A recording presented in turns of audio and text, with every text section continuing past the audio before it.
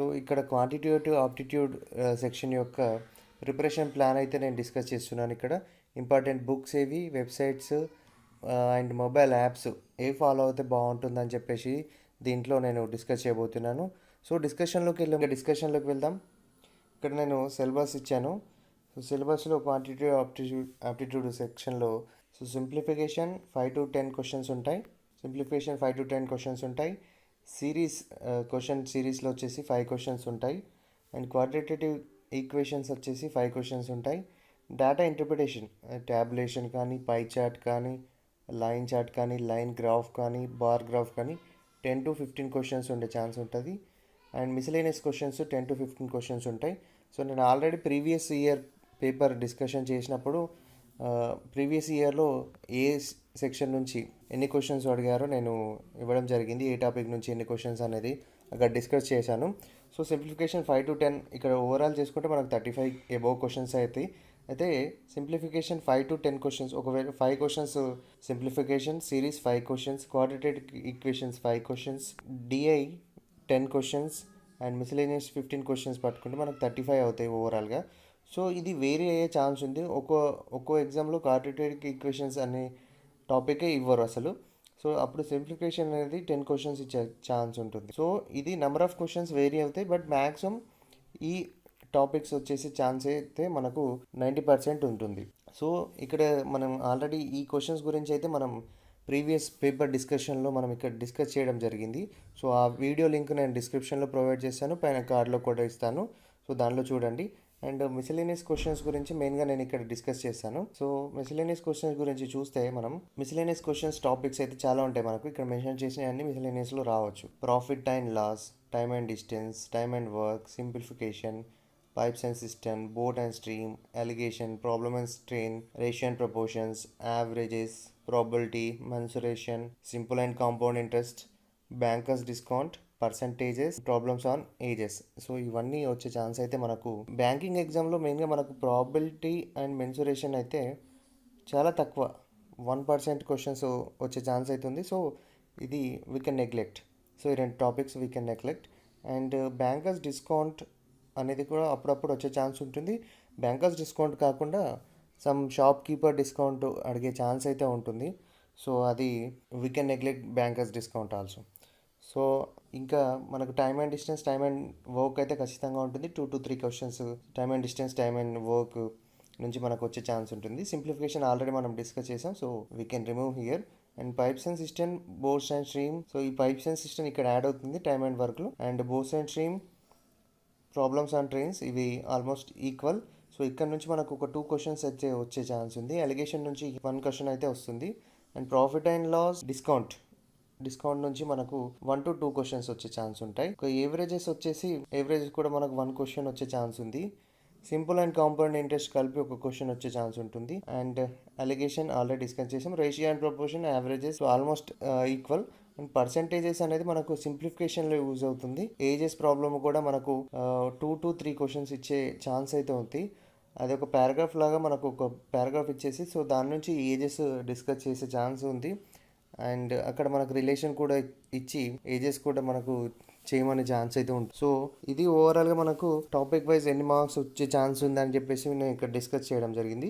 So మనం topic wise each and every day మనం ఒక టాపిక్ తీసుకొని దాని నుంచి మనం బేసిక్స్ నుంచి నేర్చుకుంటూ వెళ్ళి మనకు టఫర్ క్వశ్చన్స్ అయితే చూడాల్సి ఉంటుంది. సో మనం బేసిక్స్ ఫస్ట్ తెలుసుకోవాలి. మనం ఒక బేసిక్ బుక్ తీసుకొని suppose like R S Agarwal basic book తీసుకొని మనకు basic foundation, suppose profit and loss తీసుకున్నాం first day. So profit and loss అని చెప్పేసి మీరు అగర్వాల్ బుక్ నుంచి మనకు బేసిక్స్ అయితే మనకు లభిస్తాయి దాంట్లో. సో బేసిక్ నేర్చుకోండి. బేసిక్ నేర్చుకున్న తర్వాత దాని గురించి మనకి ఇంటర్నెట్లో ప్రాఫిట్ అండ్ లాస్ ప్రాబ్లమ్స్ అని చెప్పేసి టైప్ చేస్తే మనకు చాలా మటుకు క్వశ్చన్స్ వస్తాయి. సో దాన్ని ఫాలో అవుతూ ఉండండి. ఫాలో అవుతుంటే మనకు ఇంప్రూవ్మెంట్ అనేది వస్తుంది. ఒక్కొక్క టాపిక్ పైన మీరు ఖచ్చితంగా ఇలా వర్కౌట్ చేస్తే మిస్లేనియస్ క్వశ్చన్స్ మీరు ఖచ్చితంగా ఇంప్రూవ్ చేసుకోవచ్చు. సో నా 15 క్వశ్చన్స్ మిస్లేనియస్ నుంచి ఖచ్చితంగా వస్తాయి కాబట్టి. అండ్ మిస్లేనియసే మనకు చాలా ఇంపార్టెంట్. మిగతా అన్ని టాపిక్స్ అయితే చాలా మంది చేయగలుగుతారు, బట్ మిస్లేనియస్లోనే వాళ్ళకు టైమింగ్ అనేది పోతుంది. అండ్ మనకి ఇక్కడ సెక్షనల్ టైమింగ్ ఇచ్చారు 20 minutes కాబట్టి ఖచ్చితంగా మనం మిస్లేనియస్ అనేది ఫాస్ట్నెస్ ఉండాలి. సో దాన్ని అది కావాలంటే మనకు ఫౌండేషన్ బాగుండాలి, బేసిక్స్ బాగుండాలి. సో ఖచ్చితంగా మనం ఒక్కో టాపిక్ కాబట్టి ఖచ్చితంగా ప్రతి టాపిక్ మీరు బేసిక్స్ నుంచి నేర్చుకుంటే మీకు పట్టు అనేది వస్తుంది. సో మీకు స్పీడ్ కూడా పెరుగుతుంది. సో ఖచ్చితంగా ఈ పని చేయండి. మీరు ఎవ్రీ టాపిక్ తీసుకొని ఇక్కడ మెన్షన్ చేసింది మీరు స్క్రీన్ షాట్ తీసుకోండి. మీరు ప్రతి topic every day or 1 day ఒక టాపిక్, పెద్ద టాపిక్ ఉంటే 2 డేస్ కూడా కేటాయించండి, ప్రాబ్లం లేదు. సో ఇక్కడ మెన్షన్ చేసిన ప్రతి టాపిక్ కూడా మీరు ప్రాక్టీస్ చేస్తూనే ఉండండి. అండ్ ఈ మిస్లేనియస్ క్వశ్చన్సే కాకుండా మీరు మెయిన్గా సింప్లిఫికేషన్ మనకు కావాల్సింది ఏంటంటే క్యాల్కులేషన్ స్పీడ్ కావాలి. సో దాని క్యాల్కులేషన్ స్పీడ్ ఎలా పెంచుకోవాలో నేను సపరేట్ ఒక వీడియో చేస్తాను, మీకు దానిలో మెన్షన్ చేస్తాను. అండ్ క్వాడ్రాటిక్ ఈక్వేషన్లో కూడా కొన్ని ట్రిక్స్ ఉంటాయి. మీరు యూట్యూబ్లో కనుక క్వాడ్రాటిక్ ఈక్వేషన్ ట్రిక్స్ అని టైప్ చేస్తే మీకు చాలా దొరుకుతాయి. సో దాని గురించి చూడండి, లేదంటే ఒకవేళ పాసిబుల్ మేము దాని గురించి కూడా వీడియో చేసే దానికి ఆలోచిస్తాం. అండ్ డేటా ఇంటర్ప్రిటేషన్లో కూడా మనకు క్యాల్కులేషన్ స్పీడ్ అనేది పెంచుకోవాల్సి ఉంటుంది. సో అప్పుడే మనకు ఈ 20 minutesలో నంబర్ ఆఫ్ క్వశ్చన్స్ ఎక్కువ చేసే ఛాన్స్ ఉంటుంది. సో ఇక స్పీడ్ ఎలా పెంచుకోవాలి అని చూస్తే ఆన్లైన్ టెస్టులు రాయండి. ఆన్లైన్లో మనకు ప్రాక్టీస్ టెస్టులు చాలా ఉంటాయి. సో ఆన్లైన్ టెస్టులు రాయండి. ఆన్లైన్ టెస్టులు రాసిన తర్వాత సో మనకు అక్కడ అనాలిసిస్ వస్తుంది మీరు రాసిన దాన్ని బట్టి. దానిలో స్ట్రెంగ్త్ అండ్ వీక్నెస్ చూసుకోండి. మీరు ఇప్పుడు రాసిన దాంట్లో మీ స్ట్రెంగ్త్ ఏంటి, వీక్నెస్ ఏంటి. వీక్నెస్ అవి ఉంటే వీక్నెస్ ఎలా ఇంప్రూవ్ చేసుకోవాలి, అవి ఇంప్రూవ్ చేసుకునే ఛాన్సెస్ ఇలా ఉన్నాయి. సో అది మీరు అనలైజ్ చేసుకోండి. మీరు రాసే ప్రతిసారి మీ స్పీడు మెయింటైన్ చేయాలి. స్పీడ్ అనేది పెంచుకుంటూ పోవాలి. స్పీడ్ పెంచుతున్నాం కదా అని ప్రాబ్లం చేసే యాక్యురసీ అనేది తగ్గదు. ఖచ్చితంగా స్పీడ్ పెరుగుతున్నప్పుడు యాక్యురసీ మెయింటైన్ చేయాలి. యాక్యురసీ మాత్రం తగ్గకూడదు. మీరు 20 క్వశ్చన్స్ పెట్టి 70% ఆఫ్ క్వశ్చన్స్ యాక్యురేట్ చేస్తే 14 మార్క్స్ వస్తాయి. అండ్ అదే 16 క్వశ్చన్స్ 100% యాక్యురేట్ గా పెడితే మీకు 16 మార్క్స్ ఖచ్చితంగా వస్తాయి. అది కాబట్టి మీరు యాక్యురేట్ గా మెన్షన్ చేయాల్సి ఉంటుంది. ఇక నెక్స్ట్ ఏమేమి బుక్స్ ఫాలో అవ్వాలి అని చెప్పేసి కూడా చాలా మంది మాకు అడిగారు. సో ఇక్కడ మెన్షన్ చేసిన quantitative aptitude test by NK Singh. So ఇది ఒక book, quantitative aptitude for competitive exam, RS Agarwal. Kiran's text book of quickest mathematics. So ఈ 3 బుక్స్ లో మీకు ఏ బుక్ అయినా పర్లేదు, మీకు బేసిక్స్ వస్తే చాలు. రిమైనింగ్ మీరు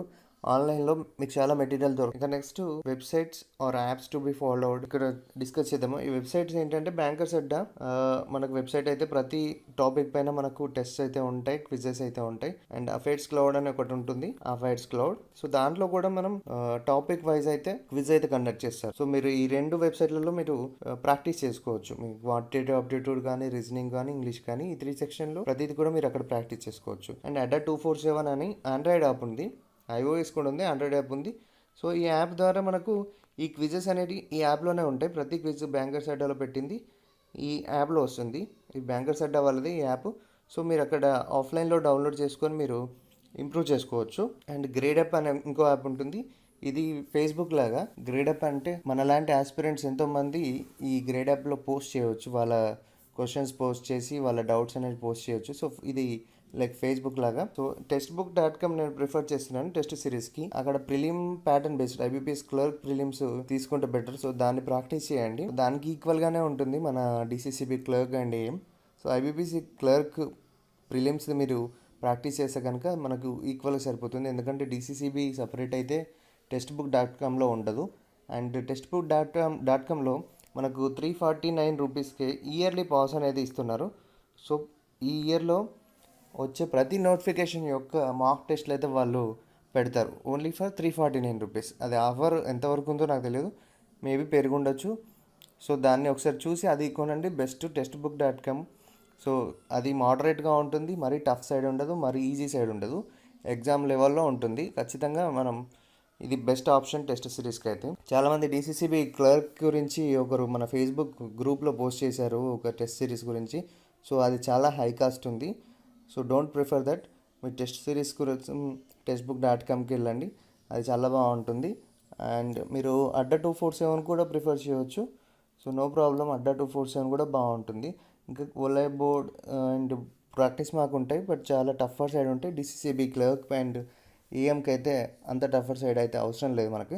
సో ఇవి 2 వెబ్సైట్లు అయితే ఫాలో అవ్వచ్చు. సో ఇది ఫ్రెండ్స్ క్వాంటిటేటివ్ ఆప్టిట్యూడ్కి సంబంధించి క్లర్క్ మరియు అసిస్టెంట్ మేనేజర్కి preparation strategy. And books, websites ఏవి ఫాలో అయితే బెటర్ అని చెప్పేసి చాలామంది అడగడం వల్ల మేము ఈ వీడియోలో ఇదంతా డిస్కస్ చేయడం జరిగింది. ఇంకా మీకు ఏమైనా కామెంట్స్ ఉంటే కనుక, మీకు ఏమైనా డౌట్స్ ఉంటే కనుక కామెంట్ చేయండి, మేము దానికి రిప్లై ఇస్తాం. లేదంటే మన ఫేస్బుక్ గ్రూప్లో DCCB రిక్రూట్మెంట్ 2018-19 అనే ఫేస్బుక్ సపరేట్ గ్రూప్ క్రియేట్ చేయడం జరిగింది. సో దాంట్లో జాయిన్ అయ్యి మీకు ఏమైనా డౌట్స్ ఉంటే పోస్ట్ చేయండి. అండ్ నెక్స్ట్ రీజనింగ్ సెక్షన్ మరియు ఇంగ్లీష్ సెక్షన్ కూడా మేము ఇదే విధంగా స్ట్రాటజీ అయితే డిస్కస్ చేస్తాం. సో ఇంకా మీకు ఏమైనా డౌట్స్ ఉంటే పోస్ట్ చేయండి. Thank you for watching this video.